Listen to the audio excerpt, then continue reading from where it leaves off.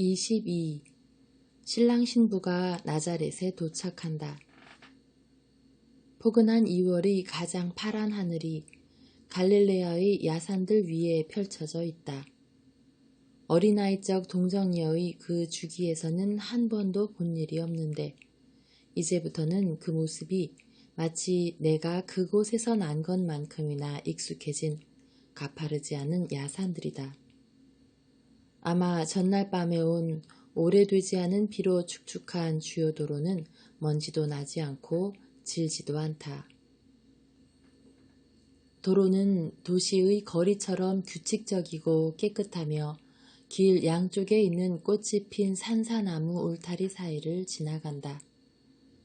그것은 마치 쌉쌀한 향기와 나무 향기를 풍기는 눈이 덮인 지면 같은 것으로 가시투성이이고 잎 끝에는 이상한 열매가 엄청나게 많이 무질서하게 달려있는 두껍고 판판한 잎을 가진 선인장의 어마어마하게 큰 무더기들이 군데군데 널려있다. 선인장의 형상과 빛깔은 내게 언제나 플립의 군생체와 해파리와 다른 심해의 동물들이 있는 깊은 바닷속을 연상시킨다. 울타리 너머에는 울타리들은 소유지들이 경계 노릇을 하며 곡선과 각, 마른 목골, 정사각형, 반원형, 도무지 있음직하지 않은 예각이나 둔각을 가진 삼각형 따위로 이루어진 이상야릇한 기하학적 도면을 이루고 있다. 그것은 밭들을 따라 이렇게 펼쳐놓아서 그 위에 가지각색의 새들이 수백 마리씩 사랑을 하고 둥지를 짓고 하는 기쁨으로 날아다니고 삐약삐약 울기도 하고 노래도 하는 제멋대로인 리본과 같이 온통 흰 빛깔이 뿌려진 그림이다.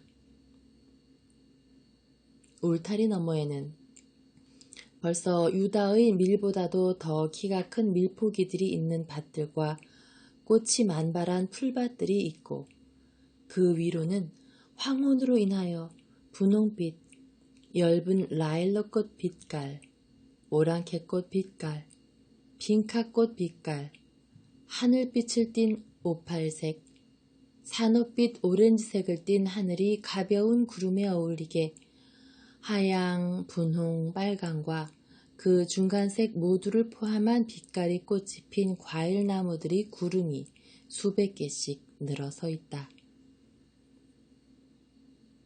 저녁의 가벼운 바람과 더불어 꽃이 핀 나무에서 첫 번째 꽃잎들이 훨훨 날아다니다가 떨어진다. 들판의 꽃들 위로 꽃가루를 찾아다니는 나비떼 같다. 그리고 한 나무에서 다른 나무로 가는 사이에는 꽃장식 같은 포도 넝쿨들이 있는데 해가 더 세게 내리쬐는 꼭대기에 첫 번째 작은 잎들이 천진난만하고 놀라고 팔딱거리며 돋아나는 것을 빼고는 아직 잎이 나지 않았다. 해는 빛으로 인하여 한층 더 밝아진 아주 고요한 파란 하늘에서 조용히 지고 있으며 멀리는 헤르몬 산과 멀리 떨어져 있는 산들의 눈을 반짝이게 한다. 마차 한 대가 길을 가고 있다. 그것은 요셉과 마리아와 사촌들을 태운 마차이다. 여행이 끝나간다. 마리아는 그가 보면서도 기억하지 못하는 것을 알고 싶어하고 알아보고 싶어하기까지 하는 사람과 같은 불안한 시선으로 바라보며 어떤 불명확한 기억이 되살아나서 이러저러한 물건, 어떤 특별한 지점에 멎게 되면 미소를 짓는다. 엘리사벳과 함께 스가리아와 요셉도 이러저러한 산꼭대기, 이러저러한 집을 명확히 밝혀 말하면서 마리아가 기억하는 것을 도와준다. 이제부터는 집들이 나타난다. 나자렛이 벌써 그 구름 위에 펼쳐진 채 나타나기 때문이다. 왼쪽에 넘어가는 햇빛을 받아 도시는 분홍빛 또는 평면 지붕이 얹힌 넓고 낮은 작은 흰 집들을 보여준다. 햇빛을 정면으로 바로 받는 어떤 집들은 불이 나서 환하게 비치는 것 같이 보일 만큼 해로 인하여 붉게 되어 있다. 해는 배수구와 거의 난간이 없는 낮은 우물들을 반짝이게 하는데 그 우물들에서는 집에서 쓸 물동이들과 채소밭에 줄 물뿌리개들이 올라온다. 어린이들과 여자들은 길가에 서서 말차 안을 흘낏 들여다보고 잘 아는 요셉에게 인사한다. 그러나 그 다음에는 다른 세 사람 앞에 겁을 집어먹고 어쩔 줄을 모르는 채로 있다. 그러나 진짜 읍내로 들어가자 이제는 어쩔 줄 모르는 것도 없고 두려움도 없어졌다. 각 연령층의 아주 많은 사람이 읍내 초입, 꽃과 잎이 우거진 나뭇가지로 된 시골풍의 홍해문 밑에 있다가 옆에서 벗어난 마지막 시골집 모퉁이 뒤에서 마차가 나타나자마자 일제히 날카로운 고함을 지른다. 사람들은 나뭇가지와 꽃다발들을 흔든다. 그것은 신부에게 인사를 하는 나자렛의 여인들과 처녀들과 어린이들이다. 더 조심성 있는 남자들은 움직이고 요란스러운 사람 울타리 뒤에 있으면서 점잖게 인사한다. 해가 거북하지 않기 때문에 이제는 태어난 고장에 도착하기에 앞서 마차의 포장이 젖혀졌다. 이렇게 해서 마리아는 태어난 고장을 잘 볼 수 있게 되었다. 마리아는 꽃처럼 아름답게 나타난다. 천사와 같이 희고 금발인 마리아는 꽃을 던지고 키스를 보내는 어린이들과 이름을 부르는 자기 나이 또래의 처녀들과 아름다운 목소리로 그에게 축복하는 새색시들과 어머니들과 늙은 부인들에게 미소를 보낸다. 마리아는 남자들 앞에서는 절을 하고 특히 그 중의 한 사람에게 절을 한다. 그 사람은 유태교 교사이거나 읍내의 유력 인사인 것 같다. 마차는 큰 거리를 속보로 나아가는데 군중의 대부분이 뒤따라온다. 그들에게 이렇게 사람들이 오는 것이 하나의 사건인 것이다. 마리아, 저기 당신 집이 있소 하고 요셉이 채찍으로 어떤 작은 집을 가리키면서 말한다. 그 집은 야산이 굽이치는 바로 밑에 있고 집 뒤에는 아주 작은 올리브나무로 끝나는 아름답고 넓은 정원이 있다. 좀 더 멀리로는 을에 있는 산사나무와 선인장으로 된 울타리가 소유지의 경계를 표시한다. 전에 요아킴의 소유였던 밭들은 더 멀리 있다. 네게 남은 것은 별것이 없다 하고 즈가리아가 말한다. 네 아버지의 병환이 오래 끓어서 비용이 많이 들었다. 로마가 끼친 손해를 손질하는 비용도 역시 비싸게 먹혔다. 알겠니? 도로 때문에 주요한 부속 건물 셋이 없어졌고 집도 줄어들었다. 비용도 많이 들이지 않고 집을 넓히느라고 동굴을 이루는 언덕 일부를 이용했다. 요아킴은 동굴에 식량을 저장했었고 안나는 배틀들을 갖다 두었었다. 너는 너 좋을 대로 하려무나. 아, 별것이 아닌 것은 상관없어요. 그것이면 언제나 넉넉해요. 저는 일을 할 거예요. 안 돼요, 마리아. 이것은 요셉의 말이다. 일은 내가 할 거요. 당신은 집안에서 옷가지나 챙기고 바느질이나 해요. 나는 젊고 힘이 세고 또 당신 남편이요. 당신이 일하는 것으로 내 자존심을 해치지 마시오. 당신이 하라는 대로 하겠어요. 옳소. 이 문제는 내 뜻대로요. 나머지 모든 일에는 당신의 소원이 절대적이요. 그러나 이 문제에서만은 아니요. 그들은 도착하였다. 마차가 멎었다. 각기 40살과 50살쯤 된 두 여자와 두 남자가 많은 어린이들과 젊은이들과 같이 문 가까이에 있다. 하느님께서 그대에게 평화를 주시기를 마리아 하고 제일 나이 많은 남자가 말하고 한 여자가 마리아에게 다가와서 껴안고 입맞춤을 한다. 내 형 알페오와 형수 마리아 그리고 이분들이 아들들이요. 이분들은 당신에게 축하하고 만일 당신이 원하면 이분들이 집이 당신 집이라고 말하려고 온 거요. 하고 요셉이 말한다. 그래요, 마리아. 혼자 살기가 괴로우면 와요. 시골은 봄에는 아름다워요. 그리고 우리 집은 꽃이 만발한 밭들 가운데 있어요. 거기서는 마리아가 가장 아름다운 꽃이 될 거예요. 하고 알페오의 마리아가 말한다. 고맙습니다, 마리아. 기꺼이 가고 말고요. 가끔 가겠어요. 그리고 결혼식 때에는 틀림없이 갈 거고요. 그렇지만 나는 내 집을 보고 알아보기를 몹시 바래요.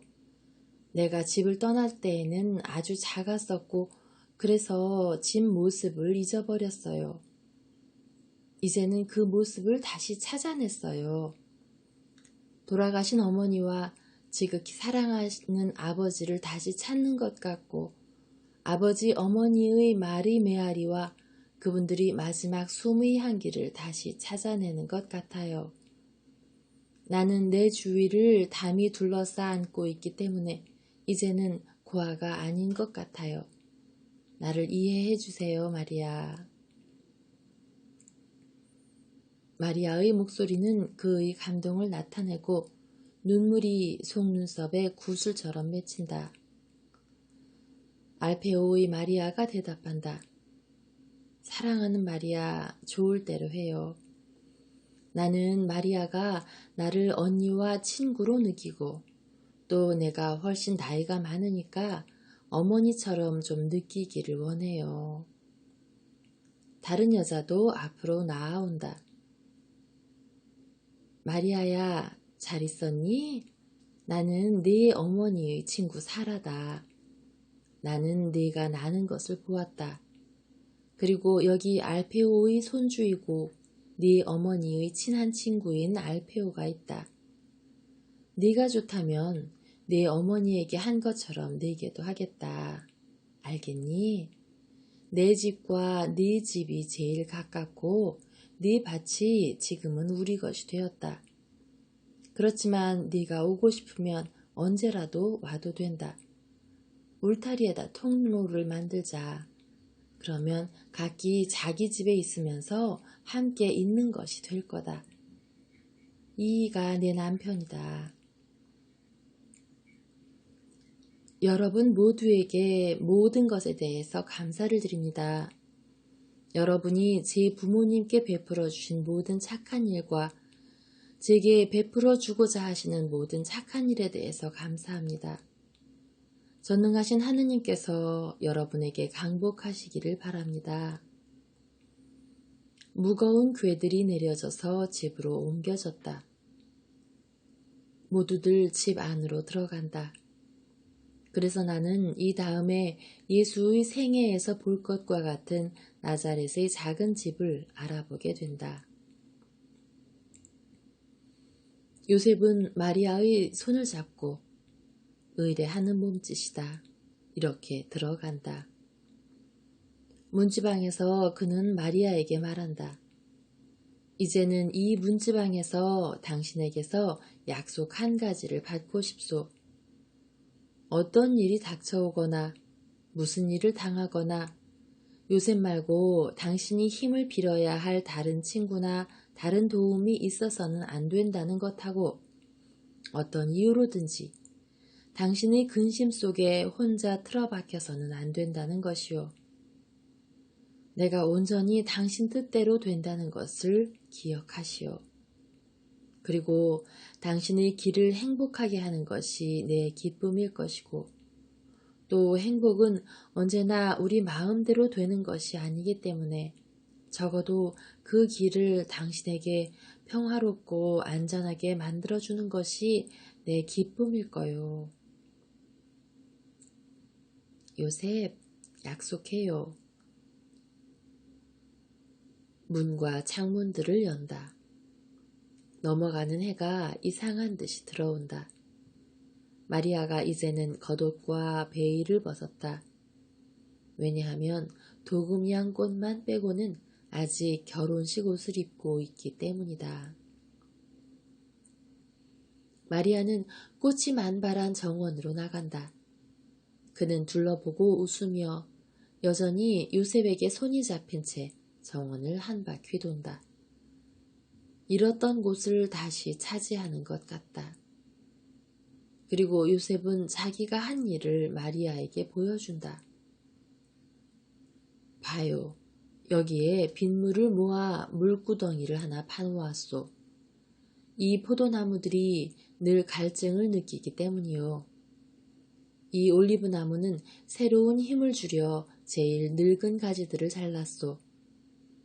사과나무 2그루가 죽었기 때문에 이 사과나무들을 심었고, 또 저기에는 무화과 나무를 심었소.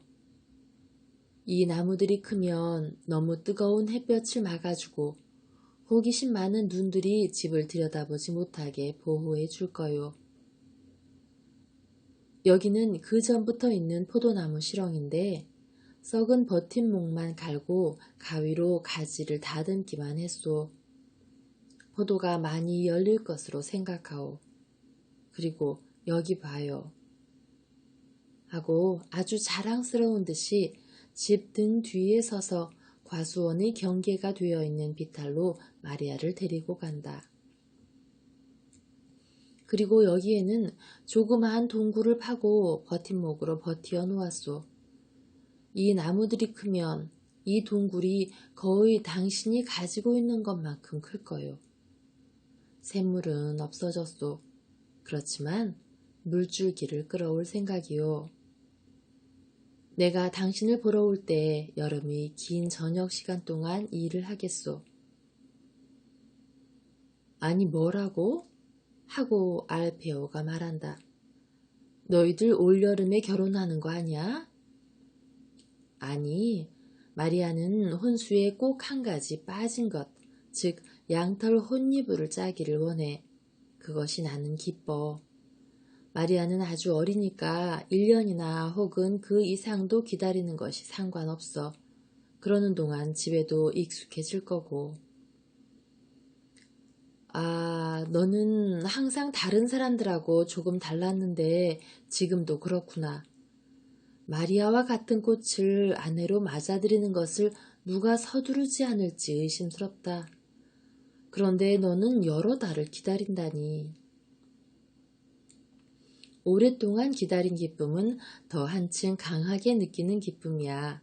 하고 요셉은 미묘한 미소를 지으며 대답한다. 형은 어깨를 들썩하면서 묻는다. 그럼 언제 결혼을 할 생각이냐? 마리아가 16살이 되면 장막절 후에 신랑 신부들에게는 겨울 저녁 시간이 즐거울 거야. 그러면서 요셉은 마리아를 보면서 웃는다. 즐거움이 넘치는 비밀 협정. 위로가 되는 형제적인 순결의 협정을 담은 미소이다. 그런 다음 다시 정원 돕는 일을 계속한다. 여기는 작은 언덕에 있는 방이요. 당신이 좋다면 내가 왔을 때 내 작업장을 만들겠소. 이 방은 집과 통하기는 하지만 집 안에는 있지 않아요. 그래도 소음도 없고 어지러운 것도 없을 거요. 그렇지만 당신이 달리 원하면 아니에요, 요셉. 그렇게 하면 아주 좋겠어요. 사람들은 집 안으로 들어가서 등불을 밝힌다. 마리아가 피곤하니 사촌들과 조용히 있게 놔둡시다 하고 요셉이 말한다. 모두가 인사를 하고 떠난다. 요셉은 아직 몇 분 동안 남아서 스가랴에게 작은 목소리로 말한다. 당신 사촌이 엘리사벳을 얼마 동안 당신하고 같이 있게 한다는데 기쁘오? 나는 기쁘오. 엘리사벳이 당신이 주부가 되는 것을 도와줄 터이니까 말이요. 엘리사벳과 함께 당신 취미대로 모든 것을 정리하고 세간들을 정돈할 수 있을 거요. 그리고 나는 매일 저녁에 와서 당신을 돕겠소. 엘리사벳과 같이 양털과 필요한 모든 것을 마련할 수 있을 거요. 지출은 내가 처리하겠소. 무슨 일에나 내게 호소하겠다고 약속한 것을 기억해요. 잘 있어요, 마리아. 당신 집인 이 집에서 주인 마님으로서의 첫날 밤 잠을 자오. 그리고 하느님의 천사가 당신의 잠을 평화롭게 해주기를 바라오. 주께서 항상 당신과 함께 계시기를. 요셉, 잘 가세요. 그리고 당신도 하느님의 천사의 날개 밑에 있기를 바래요. 요셉 고마워요. 모든 것이 제가 할 수 있는 한 제 사랑이 당신의 사랑과 일치할 것입니다. 요셉은 사촌들에게 인사하고 나간다. 이와 동시에 환상이 끝난다. 예수께서 말씀하신다. 주기는 지나갔다. 그리고 그다지도 상냥하고 기분 좋은 내 예수는 유사이의 소란 밖으로 충격 없이 너를 데리고 갔다. 부드러운 모직으로 된 옷을 입고 복신한 방석에 누워진 어린아이처럼 너는 그 행복한 환상 속에 잠겨 서로 사랑하는 대신에 서로 미워하는 사람들의 잔인성, 공포심을 느끼지 않기 위해서였다. 너는 이제 어떤 일들은 견디어내지를 못할 것이다.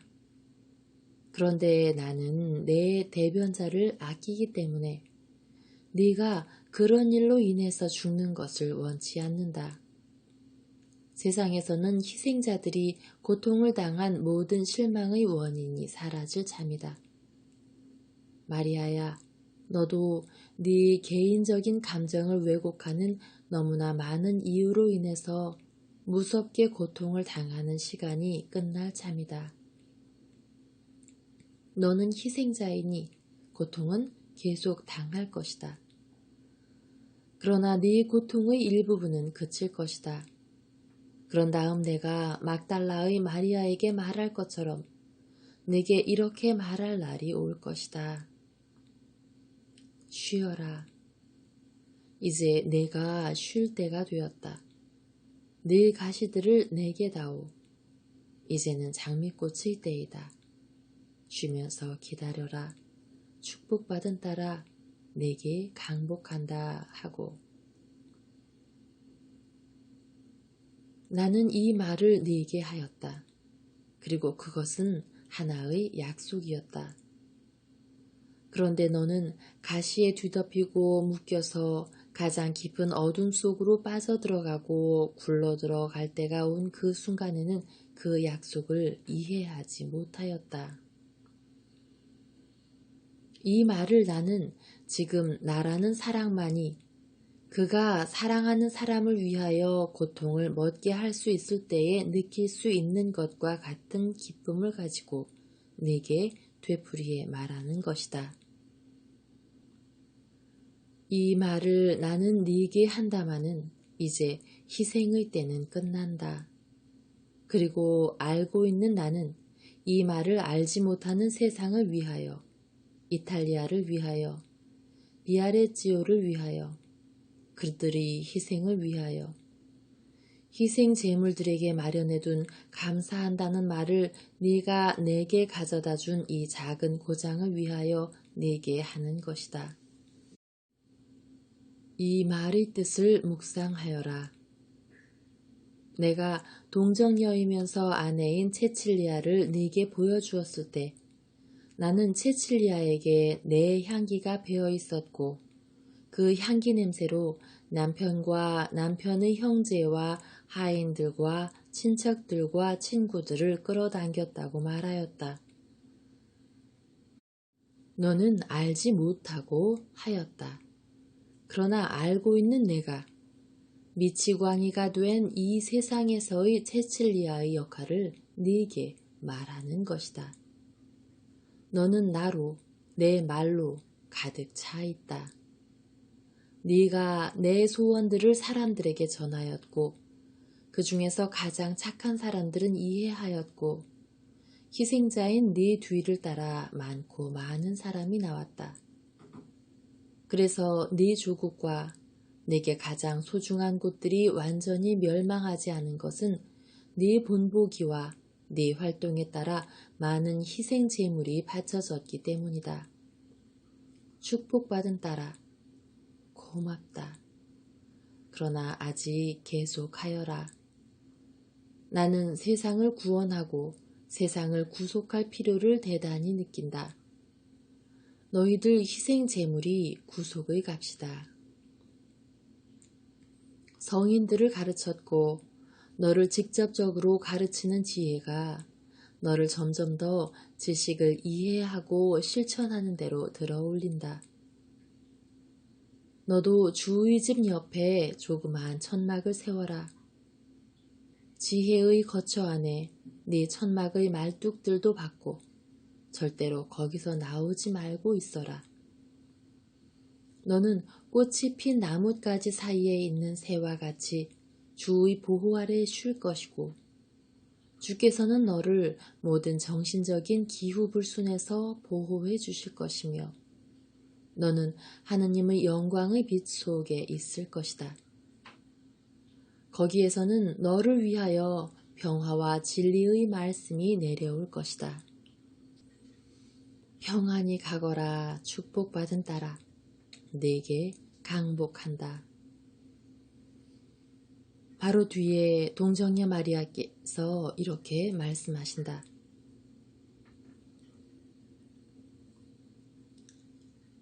엄마에게서 마리아 발도르타에게 주기를 위한 선물을 보낸다. 여러 가지 선물이다. 그리고 선물들 가운데 혹 가시가 있더라도 그만큼 사랑하신 일이 별로 없을 만큼 너를 사랑하신 주님을 원망하지 말아라. 내가 처음에 네게 이렇게 말했었지. 내게 대해서 써라. 어떤 수고에도 위로를 얻을 것이다 하고 그것이 사실이라는 것을 너는 알게 되었다. 이 선물은 이 혼란한 시대를 위하여 너에게 마련한 것이다. 우리는 정신만을 돌보지 않고 정신이 그 사명을 다할 수 있게 하기 위하여 정신을 지배하지 않고 오히려 정신에 유익한 한여 노릇을 하는 물질에 대해서도 마음을 쓸 줄 안다. 내게는 참으로 아버지이시고 인간적인 의미로도 다정스러운 아버지이시며 네가 보면 무서워할 것을 네게 감추시기 위해 감미롭고 황홀하게 해주시는 지극히 높으신 분께 감사하여라. 나를 점점 더 사랑해라. 나는 너를 내 어릴 적의 비밀 속으로 데리고 갔다. 이제 너는 엄마에 대해서 다 알고 있다. 딸처럼 희생의 운명으로는 자매처럼 나를 사랑해라. 그리고 아버지 하느님, 아들 하느님, 성령 하느님을 완전한 사랑으로 사랑해라. 아버지와 아들과 성령의 강복이 내 손을 거치며 네게 대한 어머니로서의 내 사랑의 향기를 머금고 네게로 내려가 머물기를 바란다. 초자연적으로 행복하여라.